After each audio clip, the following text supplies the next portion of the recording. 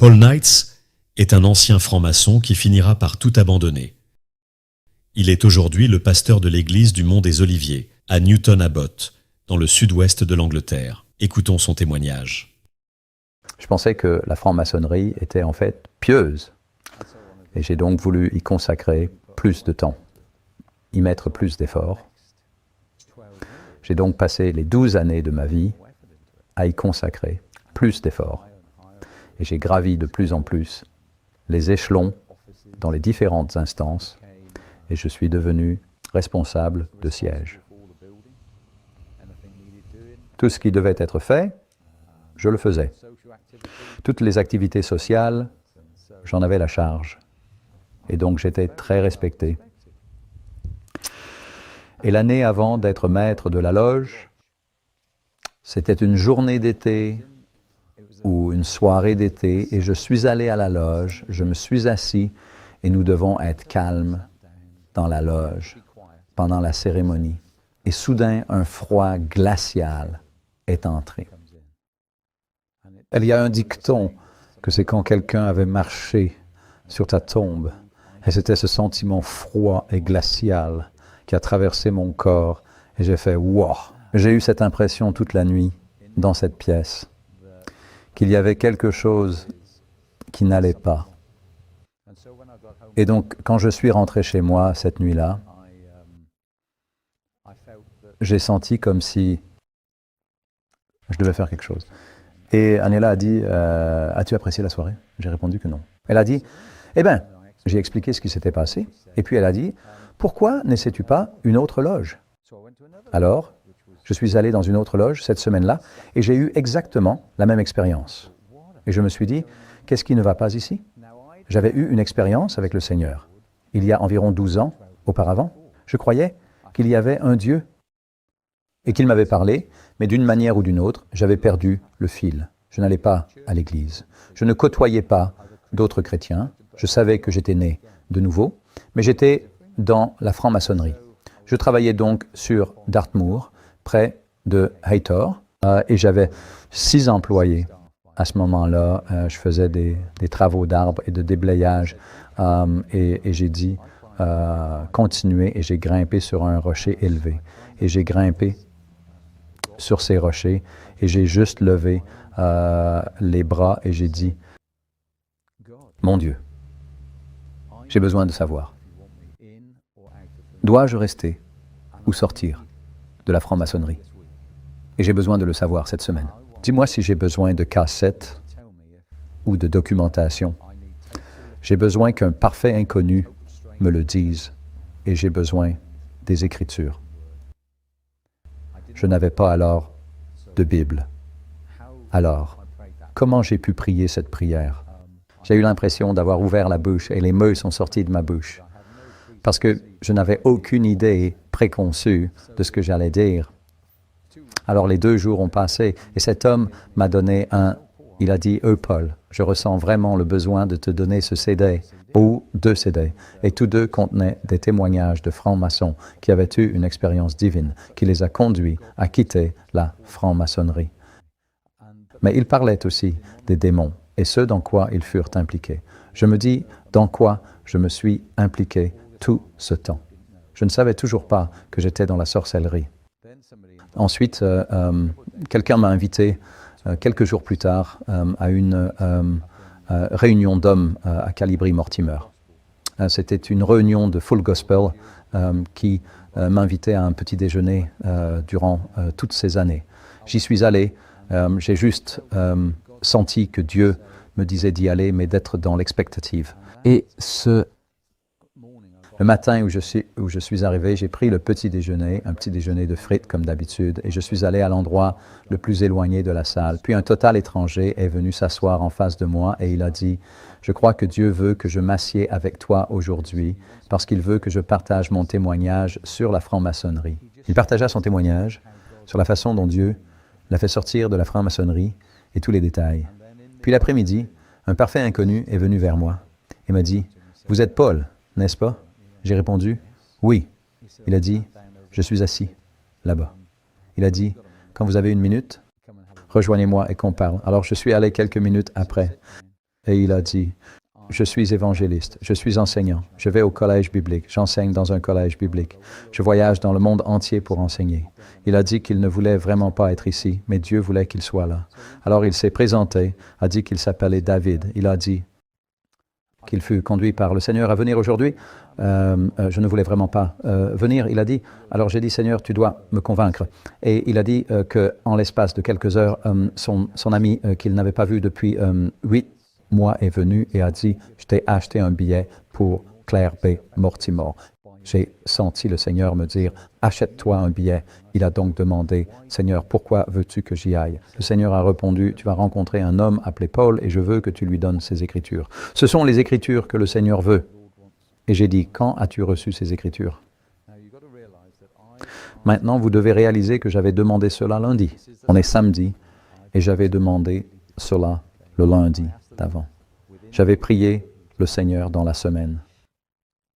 Alors, il a dit que le Seigneur les lui avait donnés il y a 2 semaines. J'ai dit non, non, non, il y a une incompréhension, car j'ai prié il y a seulement 5 jours. Il a dit non, le Seigneur me les a donnés il y a 14 jours. Ce à quoi j'ai répondu, comment expliques-tu cela alors? Le Seigneur avait déjà répondu à tes prières avant même que tu ne pries, a-t-il dit. Quand tu as ouvert la bouche, il a mis les prières dans ta bouche. Donc, il avait déjà répondu. Alors cet homme fut préparé par Dieu pour venir me donner les Écritures avant même que je demande. Que si quelque chose se fait dans l'obscurité, ce n'est pas de Dieu. Tout ce qui est ésotérique n'est pas de Dieu. Il n'y a qu'un seul maître. Que vos oui soient des oui et que vos non soient des non. Et ne prenez aucune obligation ou promesse. Et il a dit, ces Écritures sont pour toi, Paul. Et c'était les Écritures dont j'avais besoin pour confirmer que le Seigneur voulait que je quitte la franc-maçonnerie. Mais le Seigneur m'a retenu dans la franc-maçonnerie pendant 2 ans de plus. Et certaines personnes ne comprennent pas cela. Mais vous savez, le Seigneur est honorable et il veut que nous soyons honorables. J'étais son représentant. Beaucoup de jeunes gens venaient me voir pour me demander pourquoi j'avais renoncé à toutes mes responsabilités. J'ai renoncé à mon bureau, j'ai renoncé à m'occuper des instances, à organiser les activités sociales. Et les gens disaient, pourquoi Paul? Et je pouvais leur parler de la loi. Et donc, au sein de la loge, je parlais aux gens de Jésus. Et les gens venaient et disaient, peux-tu prier pour moi, Paul? J'ai ce problème et cet autre problème. Et donc, le Seigneur veut que nous soyons honorés. Il veut que nous soyons ses ambassadeurs, ses représentants. Et j'étais une partie pendant que j'y étais, et il voulait que je prenne du recul par rapport à cette loge, à toutes les responsabilités. Mais le Seigneur m'avait révélé la vérité sur la franc-maçonnerie, que sa base, c'est la sorcellerie. Et je ne voulais rien avoir avec la sorcellerie. Même après toutes ces années, j'aurais complètement oublié. C'est comme un voile, et il parle d'être voilé, voilé en allégorie, voilé dans le secret. Et j'étais dans cette ignorance. Le Seigneur a enlevé ce voile et m'a soudain montré la vérité sur la franc-maçonnerie. Il s'agit des racines de la franc-maçonnerie. Et il y a beaucoup d'hommes qui sont dans la franc-maçonnerie et qui ne savent pas qu'ils sont dans une société satanique et démoniaque. Puis j'ai dit au Seigneur, tu m'as manifestement montré. Comment veux-tu que j'en sorte? Veux-tu que j'écrive une lettre et la glisse sous la porte et que je m'éclipse? Et il a dit, non. J'ai dit, eh bien, que veux-tu que je fasse? Maintenant, dans la franc-maçonnerie, si tu es en retard, normalement, tu dois frapper à la porte après le 1er degré, puis être accompagné dans la loge et tu présentes tes excuses devant le maître, puis tu es conduit à un siège. Et il a dit,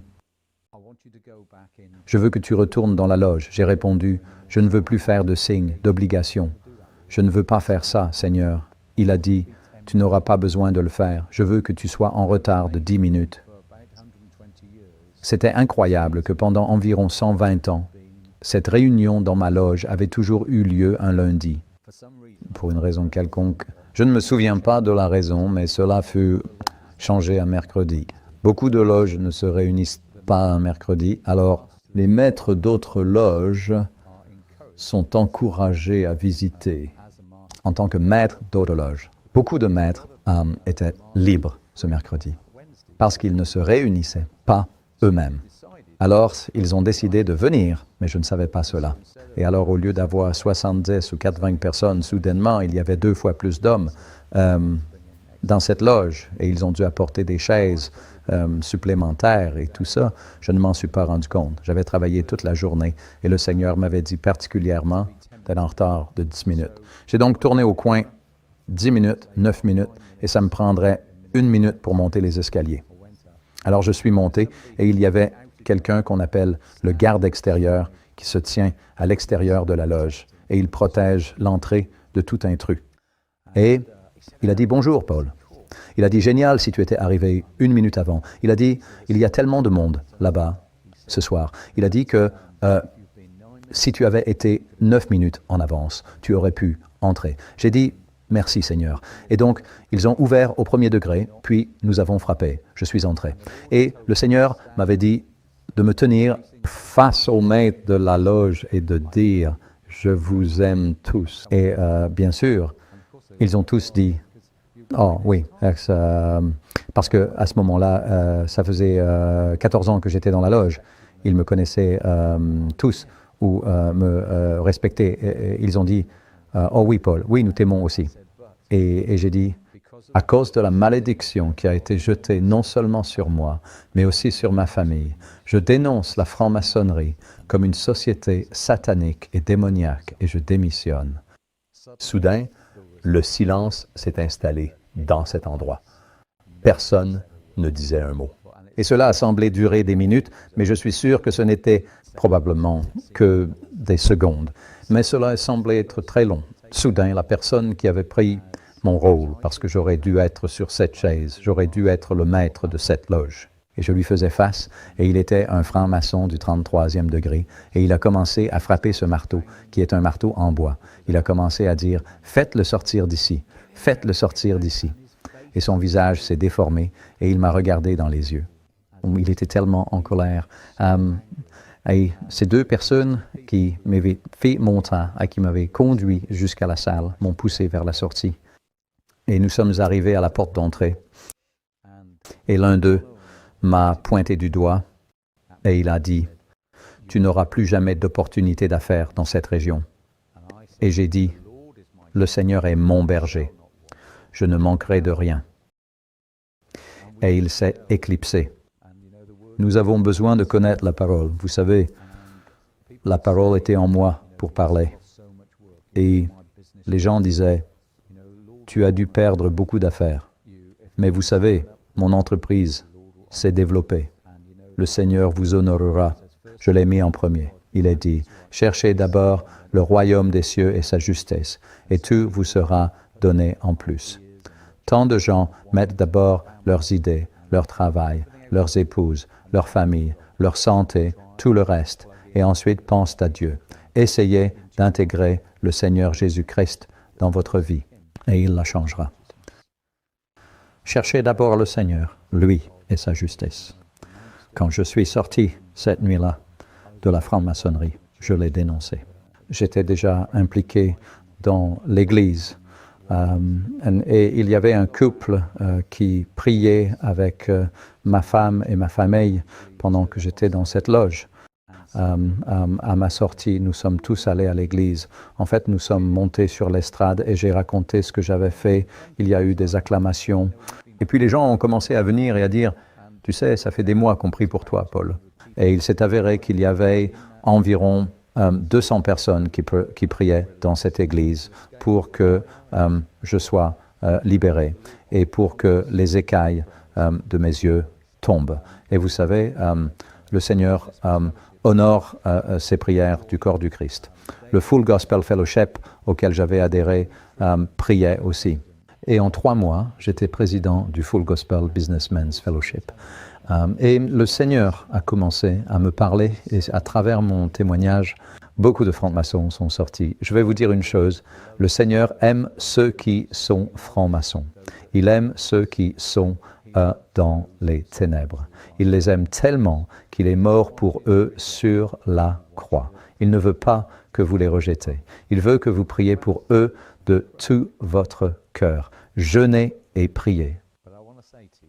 Et je veux vous dire que si vous ne connaissez pas Jésus-Christ, aujourd'hui, ce soir, d'où est-ce que vous regardez? C'est l'occasion. Je vais faire une prière. Si vous voulez prier cette prière, après moi, cher Seigneur Jésus, je te remercie pour le témoignage de Paul. Je te remercie de t'être révélé à moi à travers ce programme. Et Père, je sais que tu es réel.